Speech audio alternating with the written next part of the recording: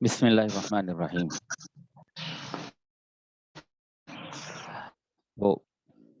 مضمون جو پیچھے سے شروع ہوا لیس البر ان تولوا وجوہکم کہ نیکی کیا ہے، تو اجمالی طور پر تو اسی آیت میں ذکر کر دیا، اور پھر آخر تک سورت کے آخر تک یہ احکامات ہی کا بیان چلا جا رہا ہے کہ یہ حکم پورے کرو، یہ سارے نیکی کے ہیں. تو ان میں سے پہلا جو ہے وہ حکم بیان ہوا قصاص کا. دوسرا حکم نمبر 2 وصیت کا ہے کہ شروع اسلام میں جب تک میراث کے حصے شریعت کی جانب سے مقرر نہ ہوئے تھے، یہ حکم تھا کہ ترکہ کے 1/3 میں مرنے والا اپنے خاندان، اپنے والدین اور دوسرے رشتہ داروں کے لیے جتنا جتنا مناسب سمجھے وصیت کر دے. اتنا تو ان لوگوں کا حق تھا، باقی جو کچھ رہتا وہ سب اولاد کا حق ہوتا تھا. اس آیت میں یہی حکم مذکور ہے. بعد میں جب میراث کے واضح احکام آ گئے اور وارثوں کے حصے تفصیل سے سورہ نساء میں بتا دیے گئے، اس وقت وارثوں کے حق میں وصیت کا حکم منسوخ ہو گیا. دوسرے غیر وارث رشتہ داروں کے لیے باجماع امت وصیت لازم نہیں ہے. یعنی پہلے جب آدمی مرتا تھا تو اس کے جو وارث ہیں ان کو کتنا ملے گا یہ آدمی پہ چھوڑ دیا گیا تھا کہ بھئی جس کے بارے میں جو وصیت کرے تو ٹھیک ہے. بعد میں پھر تفصیلی بتا دیا، بیٹی کو اتنا، ایک بیٹی کو اتنا، 2 بیٹی کو اتنا، بہن الی آخری. تو جب حصے مقرر ہو گئے تو پھر جو اس کو وصیت کا ایک تھا کہ بھی تم خود وصیت کر جایا کرو، فلاں کو اتنا ملے گا، فلاں کو اتنا ملے گا، یہ ختم ہو گیا حکم. تو یہ جو پہلا حکم تھا کہ وصیت کر جایا کرو وہ اس آیت میں مذکور ہے، اور جو تفصیلی احکامات بعد میں آئے اور انہوں نے اس آیت کے حکم کو منسوخ کر دیا تو وہ سورہ نساء میں موجود ہیں. تو علامہ سیوطی رحمۃ اللہ علیہ نے نسخ کی کئی صورتیں بیان کی ہیں. پھر نسخ کے اندر ایک تو ہے کہ حکم منسوخ ہو گیا، اور ایک ایسا بھی ہوتا ہے کہ حکم منسوخ ہوا اور تلاوت بھی منسوخ ہو گئی. یعنی کہ کچھ عرصے تک بطور قرآن کی آیت کے اس کو پڑھا جاتا رہا، پھر حکم ہو گیا کہ بس اس کو اتنے عرصے تک ہی پڑھنا تھا، اب اس کو آگے اس کی تلاوت نہیں کی جائے گی. حکم باقی ہے لیکن اس کی تلاوت منسوخ ہو گئی. تو بعض لوگ جو مرعوب ذہن ہیں، متاثر ذہن ہیں یہودیت اور نصرانیت اور آج کل کے مادی اس سے پروپیگنڈے سے، تو وہ یہ بات تسلیم نہیں کرتے، وہ خواہ اعتراض کرتے ہیں. بھائی یعنی اکابرین امت شروع سے لکھتے بتاتے چلے آ رہے ہیں کہ یوں بھی ہوتا ہے نسخ، یوں بھی ہوتا ہے نسخ. یعنی ایک حکم قرآن میں آیا، اس کا ذکر قرآن میں آ گیا، حکم دینے والا تو اللہ ہے. بعد میں اللہ تعالیٰ نے حکم دے دیا کہ یہ حکم جو تھا اس کی مدت پوری ہوگی، اب یہ دوسرا حکم چلے گا، لیکن وہ قرآن میں نہیں بتایا، وہ آپ صلی اللہ علیہ وسلم کو وحی کے ذریعے بتا دیا. تو وحی کا ذریعہ بھی وہی جبرائیل، وہی اللہ، وہی جبرائیل، وہی نبی اکرم صلی اللہ علیہ وسلم، سارے معتبر ہیں. بس اس کو قرآن کی آیت بنا کے نہیں اتارا، وحی کے ذریعے اتار دیا، تو قابل عمل ہی ہے نا. وہی اللہ ہے حکم دینے والا، وہی جبرائیل واسطہ ہیں، وہی نبی اکرم صلی اللہ علیہ وسلم حکم لینے والے اور آگے بتانے والے. تو اس میں اب یعنی اشکال کیا ہے؟ وہ کہتے ہیں نہیں، قرآن میں کوئی حکم آیا ہے تو اس کو منسوخ ہونا دوبارہ ہی میں ناسخ حکم بھی آنا چاہیے، کوئی آنا ضروری نہیں ہے. اللہ تمہارا پابند ہے کیا کہ بھی تم یہ کہتے ہو ہم تب مانیں گے کہ اگر قرآن کا حکم منسوخ کرنا ہے تو قرآن کی آیت بنا کے، بھئی تمہارا اللہ پابند تھوڑا ہی ہے، اللہ ویسے وہی نازل کر دے. تو بالکل ہو سکتا ہے. تو ایک نسخ کی صورت ہے کہ قرآن کے اندر ایک حکم آیا اور بعد میں اس کی ناسخ آیت بھی قرآن کے اندر آ گئی، ہو گیا. اب یہ والی آیت بھی ایسا ہی ہے، کتب علیکم اذا حضر احدکم الموت، یہ آیت وصیت جو ہے یہ پہلے نازل ہوئی، بعد میں پھر میراث کے احکامات نازل ہو گئے. اسی سے آگے آ رہا ہے، آگے ہی آ رہا ہے کہ پانی پینا ہے پی لیں، کہ جو طاقت رکھتا ہے، مالدار ہے، اور وہ روزے رکھنا ممکن تو ہے لیکن اس کے بجائے فدیہ دینا چاہتا ہے تو فدیہ دے لے. پہلے یہ رخصت تھی کہ امیر آدمی جو ہے وہ روزہ نہ رکھے رمضان کا بلکہ فدیہ دے دے. اس سے اگلی آیت بعد میں نازل ہو گئی تو اس میں کہا کہ نہیں اب تم روزہ ہی رکھو گے. تو یہ مثالیں تو ہیں اس بات کی کہ قرآن کے اندر ایک حکم آیا اور قرآن کے اندر اس کو منسوخ کرنے والی آیت بھی آ گئی, ناسخ بھی آ گئی. لیکن اللہ پابند تو نہیں ہے. کتنے سارے, اب یہ جو سورہ دعائے قنوت ہم پڑھتے ہیں, یہ دو چھوٹی چھوٹی صورتیں ہیں جو ایک زمانے میں وحی مطلوع کے طور پر رہی ہیں. اس میں اختلاف ہے علماء کا. علامہ سیوطی رحمۃ اللہ نے لکھا ہے کہ اللہم انا نستعینک و نستغفرک, یہ وہ دو چھوٹی چھوٹی صورتیں ہیں جو بطور قرآن ایک عرصے تک پڑھی جاتی رہی ہیں, پھر ان کی تلاوت منسوخ ہو گئی. ان کی تلاوت بطور قرآن پڑھا جانا منسوخ ہو گیا کہ آپ قرآن کے طور پر نہیں پڑھو گے, ہاں وتر کے اندر پڑھتے رہو.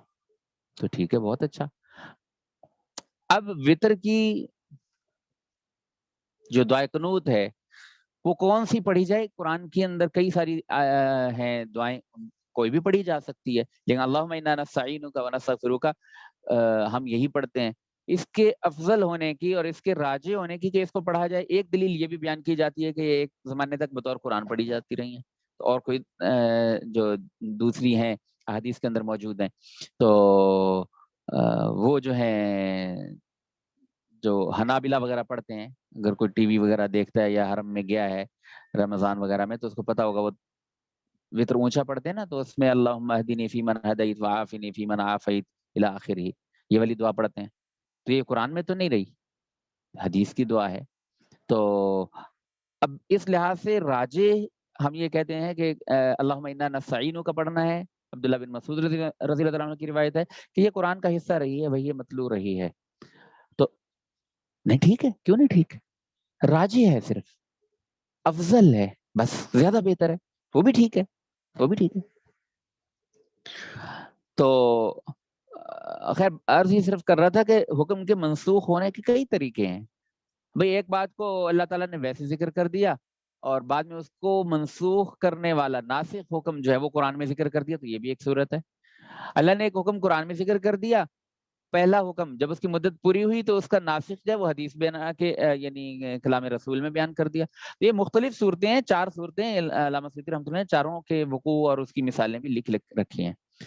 تو اس میں کوئی حرج نہیں ہے. خیر ہمارا جو موضوع تھا وہ کیا تھا؟ وصیت. یہ وصیت کے حکم کی وہ آیت ہے جس کا حکم پہلے جاری تھا, بعد میں آیات میراث کے آ جانے کے بعد منسوخ ہو گیا.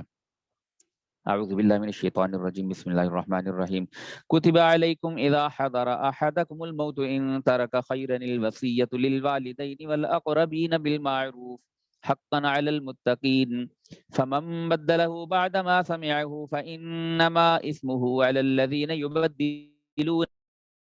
ان اللہ سمیع علیم. فمن خاف من موص جنفا او اثما فاصلح بینہم فلا اثم علیہ ان اللہ غفور رحیم. کتب علیکم, تم پر لکھ دیا گیا یعنی فرض کر دیا گیا. اذا حضر احدکم الموت, جب حاضر ہو تم میں سے کسی کے پاس موت, ان طرح کا خیرہ بشرطے کے چھوڑے کچھ مال, تو کیا فرض کر دیا گیا ہے؟ الوصیت, وصیت کرنا, للوالدین والاقربین بالمعروف, ماں باپ کے واسطے اور رشتہ داروں کے لیے معقول طور پر. حقا علی المتقین, یہ حکم لازم ہے خدا سے ڈرنے والوں پر. فمن بدلہ, پھر جو کوئی بدل ڈالے اس وصیت کو, بعد ما سمعہ, اس کے بعد کہ اس نے سن لیا ہو, فإنما اسمہ علی الذین یبدلون, تو بس اس کا گناہ انہی پر ہے جو بدلتے ہیں اس کو. ان اللہ سمیع علیم, بے شک اللہ سننے والا جاننے والا ہے. فمن خاف من موص جنفا, فمن خاف, پھر جو کوئی خوف کرے, من موص, وصیت کرنے والے کی جانب سے, وصیت کرنے والے سے, جنفن, جنفن کہتے ہیں حق سے ہٹ جانا, ظلم کرنا, ظلم و جو جارا علیہ, کسی پہ خامخواہ ظلم کرنا. تو یہاں پر کیا ہے کہ کسی کی خامخواہ کی طرفداری, اس لیے ترجمہ کرتے وقت حضرت نے بھی یہی لکھا کہ پھر جو کوئی خوف کرے وصیت کرنے والے سے, مموسن جانفن, طرفداری کا, او اسمن, یا گناہ کا, فاصلح بینہم, پھر باہم صلح کرا دے ان میں, فلا اسم علیہ, تو نہیں کچھ گناہ اس پر۔ ان اللہ غفور الرحیم، بے شک اللہ بڑا بخشنے والا نہایت مہربان ہے۔ تفسیر: تم پر فرض کیا جاتا ہے کہ جب تم میں سے کسی کو آثار سے موت نزدیک معلوم ہونے لگے، بشرطے کہ کچھ مال بھی ترکہ میں چھوڑا ہو، تو اپنے والدین اور دیگر اقارب کے لیے معقول طور پر کہ ایک مجموعہ ایک تہائی سے زیادہ نہ ہو،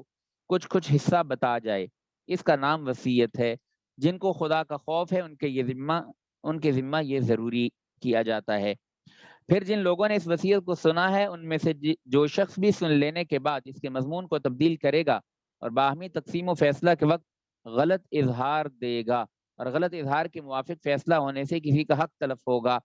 تو اس حق تلفی کا گناہ انہی لوگوں کو ہوگا جو اس مضمون کو تبدیل کریں گے۔ حاکم عدالت کو یا ثالث کو یا مرنے والے کو گناہ نہ ہوگا، کیونکہ اللہ تعالیٰ تو یقیناً سنتے ہیں، جانتے ہیں۔ یعنی ایک آدمی نے عدالت میں جا کے تو جھوٹی گواہی دے دی، اس نے یہ وصیت کی تھی، تو اب جھوٹی عدالت تو مجبور ہے کہ جو گواہ اور ثبوت ملے اس کے مطابق فیصلہ کرے۔ تو اب 2-3 جھوٹے گواہ آ گئے، اس نے یہ کہا تھا یہ کہا تھا، تو عدالت مجبور ہو جائے گی، حاکم یا ثالث مجبور ہو جائے گا، کبھی وہ بتا رہے ہیں تو اب اس کے مطابق فیصلہ کرنا پڑے گا۔ تو اب اس نے تو فیصلہ کرنا ہے ثبوت پہ اور گواہ پہ، تو اب تم نے فیصلہ کیوں کر دیا؟ بھائی وہ تو خدا نہیں ہے، وہ تو ثبوت اور گواہ پہ فیصلہ کریں گے۔ تو فیصلہ کرنا اس کی مجبوری تھی کہ جو دلائل اور شواہد ملے تو اس نے فیصلہ کر دیا۔ اب حقیقت میں وہ گواہ بھی جانتے ہیں اپنے آپ میں کہ ہم جھوٹے ہیں، اور چاہے وہ ذاتی طور پر وہ جج یا جو ثالث ہے یا حاکم ہے وہ بھی جانتا ہو کہ یہ جھوٹ بول رہے ہیں، لیکن کوئی ایسی یعنی صورت بنی نہیں کہ یہ گرفت میں آتے، شہود وغیرہ ہو گئے اور اس کو مجبور ہونا پڑا کہ قبول کرے، تو وہ مجبور ہو کے فیصلہ تو یہی کرے گا کہ اس نے جو بھی وصیت کی ہے تو اس کے مطابق اس وصیت کو نافذ کیا جائے۔ لیکن اللہ تعالیٰ تو یقیناً سنتے ہیں، جانتے ہیں، تو تبدیل کرنے والے کے اظہار کو بھی سنتے ہیں اور حاکم کا بے خبر اور معذور ہونا بھی جانتے ہیں۔ یا تو حاکم کو پتہ ہی نہیں، یا پتہ تو ہے لیکن وہ معذور ہے کہ اپنے علم کے مطابق نہیں، وہ ثبوت اور گواہ پہ فیصلہ کرتا ہے۔ یہی حال مفتی کا بھی ہے کہ مفتی کو بھی حقیقت حال کا عموماً پتہ نہیں ہوتا، بلکہ سوال جو کیا تو سوال کی صورت مسئلہ پہ مفتی جواب دیتا ہے۔ اب کہیے کہ میں نے طلاق یہ ان لفظوں سے دی تھی، تو مفتی کہے گا کہ ہو گئی، وہ کہے نہیں میں نے یوں کہا تھا، وہ کہے گا نہیں ہوئی۔ اب مفتی کیا کرے؟ کلابازیاں خود لگاتے ہیں، اور ایک صاحب اصلی واقعہ ہے، کہنے لگے یہ تم مولویوں کو بھی کوئی پتہ نہیں لگتا، میں کیا ہوا؟ وہ فلاں جی طلاق کا مسئلہ ہے، مفتی رضوان صاحب پنڈی کے، ان سے پوچھا، انہوں نے کہا طلاق نہیں ہوئی۔ یہاں سے پوچھا طلاق ہو گئی، میں کہا صورت مسئلہ پتہ لگے تو پھر بھی کچھ کہوں۔ تو دونوں فتوے میرے سامنے رکھ دیے، میں کہا دونوں نے صحیح لکھا ہے، وہاں تم نے یہ عبارت لکھی ہے، وہاں پہ یہ تم نے فرق ڈال دیا ہے، تمہارے اس لحاظ سے تو کوئی فرق نہیں پڑا، لیکن حکم میں فرق پڑ گیا، انہوں نے کہا طلاق ہو گئی، انہوں نے کہا نہیں ہوئی۔ تو اب حقیقت مسئلہ کو مطلب پہچاننا یہ مفتی کے افتاء کے ذمہ نہیں ہوتا، یہ قضاء کے ذمہ ہوتا ہے، اور وہ بھی ایک حد تک ہی کر سکتے ہیں۔ تو ان کی تحقیق حال کی کوشش ہوتی ہے، اس کے بعد پھر حکم جو بھی لگانا اس کے ضابطے، قانون، دفعات ہوتی ہیں، اس کے تحت فیصلہ کیا جاتا ہے۔ تو اس میں کوشش یہی کی جاتی ہے عدالت میں، قضاء میں، کہ کوئی سکم، کوئی کمی کوتاہی باقی نہ رہے اور ٹھیک فیصلہ ہو۔ لیکن ایسا بھی تو ہو سکتا ہے کہ کوئی جھوٹ ہی بول دے تو غلط فیصلہ کرا لے، تو ایسی صورت میں پھر فیصلہ کرنے والا معذور ہوتا ہے۔ تو کہا کہ حاکم کا بے خبر اور معذور ہونا بھی اللہ تعالیٰ خوب جانتے ہیں۔ ہاں ایک طرح کی تبدیلی کی اجازت بھی ہے، وہ یہ ہے کہ جس شخص کو وصیت کرنے والے کی جانب سے وصیت میں کسی طرفداری یا گناہ کا اندیشہ ہو، اور وہ سمجھتا ہو کہ وصیت کرنے والے نے قانون وصیت کی کسی دفعہ کی خلاف ورزی کی ہے، اور اس بے ضابطہ وصیت کی وجہ سے اس میت کی وصیت کے مال کے مستحقین اور باقی ترکے کے مستحقین میں جھگڑے کا خطرہ ہو، یا فی الواقع جھگڑا پیدا ہو گیا ہو، پھر یہ شخص ان میں باہم مصالحت کرا دے، گو وہ مصالحت اس مضمون وصیت سے ہٹ کر ہو جو ظاہراً تبدیل وصیت ہے، تو اس شخص پر کوئی بار گناہ نہیں ہے۔ اور واقعی اللہ تعالیٰ تو خود گناہوں کے معاف فرمانے والے ہیں اور گناہ گاروں پر رحم کرنے والے ہیں، اور اس شخص نے تو کوئی گناہ نہیں کیا کیونکہ وصیت میں تبدیلی اصلاح کے لیے کی ہے تو اس پر رحمت کیوں نہ ہوگی۔ تیسرا حکم رمضان کے روزے۔ یا ایھا الذین آمنوا کتب علیکم الصیام کما کتب علی الذین من قبلکم لعلکم تتقون ایاما معدودات فمن كان منكم مريضا أو على سفر فعدة من أيام أخر وعلى الذين يطيقونه فدية طعام مسكين فمن تطوع خيرا فهو خير له وأن تصوموا خير لكم إن كنتم تعلمون۔ یا ایھا الذین آمنوا، اے ایمان والو، کتب علیکم، فرض کیا گیا تم پر، الصیام، روزہ رکھنا، کما کتبہ، جیسے فرض کیا گیا تھا، علی الذین من قبلکم، ان لوگوں پر جو تم سے پہلے تھے، لعلکم تتقون، اس توقع پر کہ تم پرہیزگار بن جاؤ، ایام معدودات، ای صوموا ایاما معدودات، کہ روزہ رکھ لو گنتی کے چند روز، عدد معدود جس کو گنا جائے تو گنتی کے چند روز روزے رکھا کرو۔ فمن کان منکم مریضا، پھر جو کوئی ہو تم میں سے بیمار، او علی سفر، یا سفر پر، فعدۃ من ایام اخر، تو اس پر ان کی گنتی ہے، من ایام اخر، دوسرے دنوں سے، کہ جتنے رہ گئے گن کے اتنے دن باقی دنوں کے اندر پھر روزے رکھ لے۔ وعلی الذین یطیقونہ فدیۃ، اور ان لوگوں کے ذمہ ہے جو طاقت رکھتے ہیں، یطیقونہ،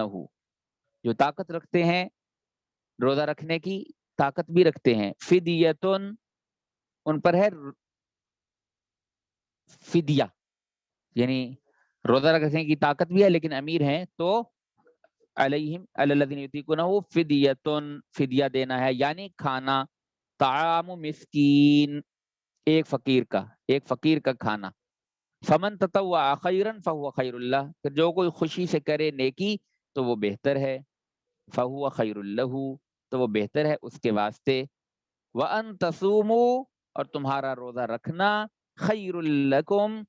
زیادہ بہتر ہے تمہارے لیے، ان کنتم تعلمون، اگر تم علم رکھتے ہو، اگر تم خبر رکھتے ہو۔ تفسیر۔ اے ایمان والو، تم پر روزہ رکھنا فرض کیا گیا جس طرح تم سے پہلے گزشتہ امتوں کے لوگوں پر فرض کیا گیا تھا، اس توقع پر کہ تم روزے کی بدولت رفتہ رفتہ متقی بن جاؤ، کیونکہ روزہ رکھنے سے نفس کو اس کے متعدد تقاضوں سے روکنے کی عادت پڑے گی، اور اس عادت کی پختگی ہی تقویٰ کی بنیاد ہے۔ سو تھوڑے دنوں روزہ رکھ لیا کرو، ان تھوڑے دنوں سے مراد رمضان ہے، جیسا اگلی آیت میں آتا ہے۔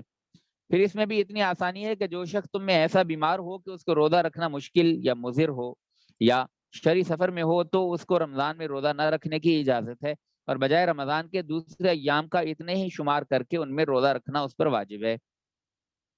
اور دوسری آسانی یہ ہے جو بعد میں منسوخ کر دی گئی، کہ جو لوگ روزے کی طاقت رکھتے ہوں اور پھر روزہ رکھنے کو دل نہ چاہے تو ان کے ذمے صرف روزے کا فدیہ یعنی بدلہ ہے، جو ایک غریب کا کھانا کھلانا یا دینا ہے۔ اور جو شخص خوشی سے زیادہ خیر خیرات کرے کہ زیادہ فدیہ دے تو یہ اس شخص کے لیے اور بہتر ہے، اور گو ہم نے آسانی کے لیے فدیہ دینے اور روزہ نہ رکھنے کی اجازت دے دی ہے، لیکن تمہارا روزہ رکھنا اس حالت میں بھی زیادہ بہتر ہے اگر تم روزے کی کچھ فضیلت کی خبر رکھتے ہو۔ ربط، اوپر ارشاد ہوا کہ تھوڑے دن روزے رکھ لیا کرو، آگے ان تھوڑے دنوں کا بیان ہے۔ شہر رمضان الذی انزل فیہ القرآن ھدی للناس وبینات من الھدی والفرقان فمن شہد منکم الشہر فلیصمہ ومن کان مریضا او علی سفر فعدۃ من ایام اخر یرید اللہ بکم اليسر ولا یرید بکم العسر وَلِتُكْمِلُوا الْعِدَّةَ وَلِتُكَبِّرُوا اللَّهَ عَلَى مَا هَدَاكُمْ وَلَعَلَّكُمْ تَشْكُرُونَ۔ شہر رمضان، مہینہ رمضان کا، الذی، وہ ہے کہ انزل فیہ القرآن، نازل کیا گیا جس میں قرآن، ھدی للناس، جو ہدایت ہے، للناس، واسطے لوگوں کے، وَبَيِّنَاتٍ مِّنَ الْهُدَى وَالْفُرْقَانِ، اور اس کی آیتیں بینات روشن دلائل ہیں، من الہدى والفرقان کو ہے جو ہدایت ہیں اور حق و باطل کے درمیان فیصلہ کرنے والی ہیں، فرقان فرق کرنے والی یعنی حق اور باطل کے درمیان فیصلہ کرنے والی۔ فمن شہید منکم الشہر، سو جو کوئی موجود ہو تم میں سے اس مہینہ میں، فلیصمہ، تو روزے رکھے اس کے، ومن کان مریضا، اور جو کوئی ہو بیمار، او علی سفر، یا ہو سفر میں یا سفر میں ہو، فعدۃ من ایام اخر، تو اس کی گنتی پوری کرے، من ایام اخر، دوسرے دنوں سے، یرید اللہ بکم الیسر، اور اللہ نے ایسے احکام اس لیے دیے کہ چاہتا ہے اللہ تم پر آسانی، ولا یرید بکم العسر، اور نہیں چاہتا تم پر دشواری، وَلِتُكْمِلُ الْعِدَّةَ، اور اس واسطے کہ تم پوری کرو گنتی، وَلِتُكَبِّرُ اللَّهَ، اور تاکہ بڑائی بیان کرو اللہ کی، عَلَى مَا هَدَاكُمْ، اس بات پر کہ ایسا طریقہ بتایا تم کو، وَلَعَلَّكُمْ تَشْكُرُونَ، اور تاکہ تم شکر ادا کرو۔ تفسیر، وہ تھوڑے ایام جن میں روزے کا حکم ہوا ہے ماہ رمضان ہے، جس میں ایسی برکت ہے کہ اس کے ایک خاص حصے یعنی شب قدر میں قرآن مجید لوح محفوظ سے آسمان دنیا پر بھیجا گیا ہے، جس کا ایک وصف یہ ہے کہ لوگوں کے لیے ذریعہ ہدایت ہے، اور دوسرا وصف یہ ہے کہ ہدایت کے طریقے بتانے میں واضح دلائل والا ہے، اور ان دونوں وصفوں میں یہ ان کتب سماویہ یعنی آسمانی کتابوں میں سے ہے جو کہ انہی دو وصفوں سے موصوف ہیں، یعنی ذریعہ ہدایت بھی ہیں اور دلالت میں واضح ہونے کی وجہ سے حق و باطل کے درمیان فیصلہ کرنے والی بھی ہیں۔ سو جو شخص اس ماہ میں موجود ہو اس کو ضرور اس میں روزہ رکھنا چاہیے۔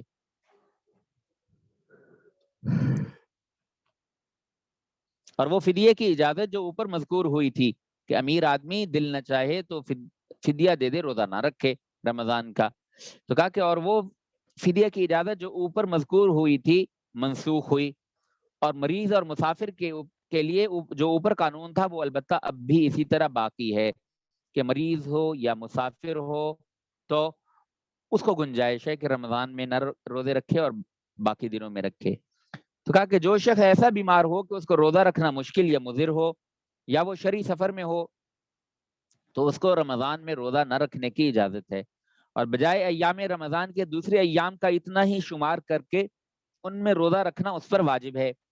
اللہ تعالیٰ کو تمہارے ساتھ احکام میں آسانی کی رعایت کرنا منظور ہے، اس لیے ایسے احکامات مقرر کیے جن کو تم آسانی سے بجا لا سکو۔ چنانچہ ہمارے ساتھ احکام و قوانین مقرر کرنے میں دشواری منظور نہیں کی کہ سخت احکام تجویز کر دیتے، اور یہ مذکور احکام ہم نے خاص مصلحتوں سے مقرر کیے۔ چنانچہ اولاً روزہ ادا رکھنے کا، اور کسی شرعی عذر سے رہ جائے تو دوسرے ایام میں قضا کرنے کا حکم تو اسی لیے کیا تاکہ تم لوگ ادا یا قضا پوری کر کے ایام کے شمار کی تکمیل کرو اور ثواب پورا پاؤ، اس میں کمی نہ رہے، اور خود قضا رکھنے کا حکم اس لیے کیا تاکہ تم لوگ اللہ تعالیٰ کی بزرگی اور ثنا بیان کیا کرو اس بات پر کہ تم کو ایک ایسا طریقہ بتا دیا جس سے تم روزوں کی برکات اور ثمرات سے محروم نہ رہو، ورنہ اگر قضا واجب نہ ہوتی تو کون اتنے روزے رکھ کر ثواب حاصل کرتا۔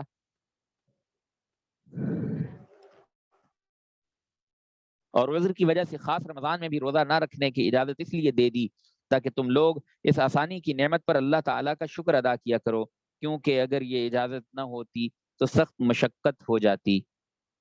رب پچھلی 3 آیتوں میں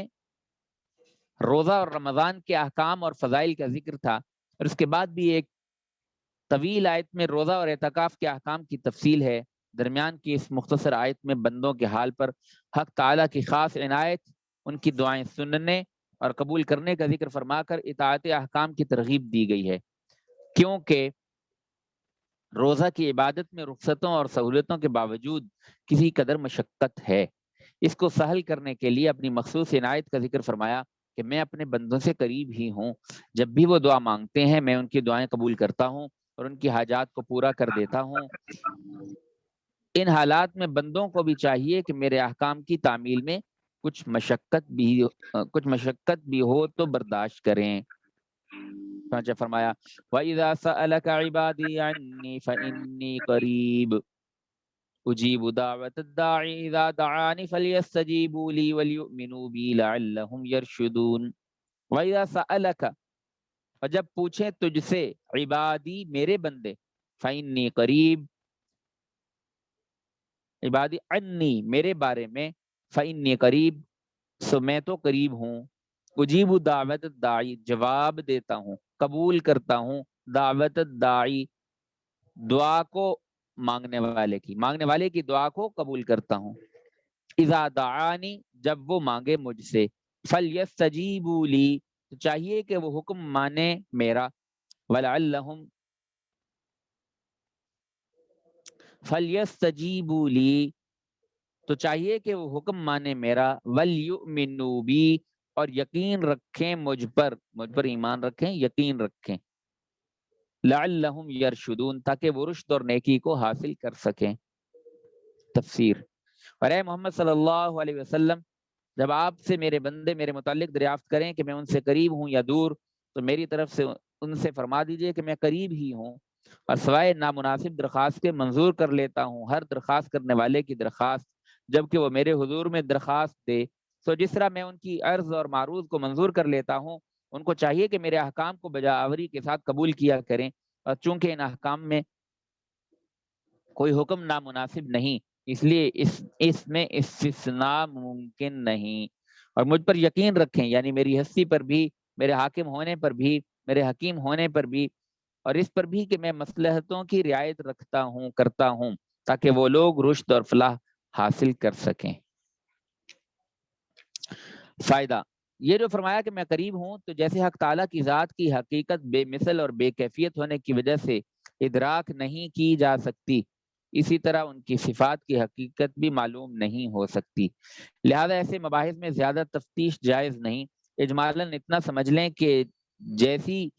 ان کی ذات ان کی شان کے مناسب ہے، ان کا قرب بھی ویسا ہے جو ان کی شان کے مناسب ہے۔ تفسیر میں دعا کے ساتھ جو سوائے نامناسب درخواست ہونے کی یہ قید لگائی گئی کہ نامناسب درخواست کو قبول نہیں کرتے، تو یہ اس وسوسہ کو دور کرنے کے لیے ہے کہ بعض اوقات دیکھا جاتا ہے کہ دعا قبول نہیں ہوتی، حاصل جواب یہ ہے کہ وہ دعا اس شخص کے مناسب حال نہیں ہوتی، اور یہ ضروری نہیں کہ جو چیز واقع میں نامناسب ہو اس کے نامناسب ہونے کی اطلاع خود اس شخص کو بھی ہو جایا کرے، البتہ دعا کرنا رائیگاں نہیں جاتا، بلکہ اس کے بدلے میں کوئی اور مصیبت ٹال دی جاتی ہے، یا کوئی اور نعمت کی جاتی ہے، یا آخرت میں ثواب جمع کر دیا جاتا ہے۔ وآخر دعوانا الحمدللہ رب العالمین۔